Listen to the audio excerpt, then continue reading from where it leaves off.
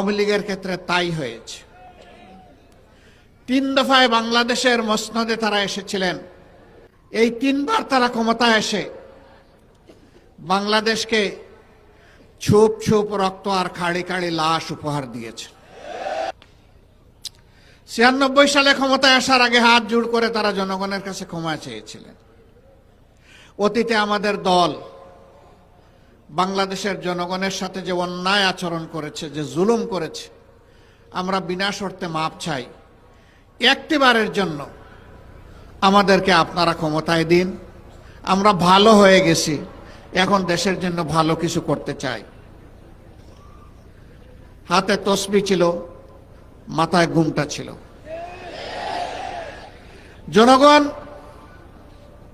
সহজ সরলভাবে ধারণা করেছিল তাদের মানসিকতার পরিবর্তন হয়েছে, কিন্তু না। যখনই তারা মসনদে বসলেন, তারা আপন রূপে আত্মপ্রকাশ করলেন।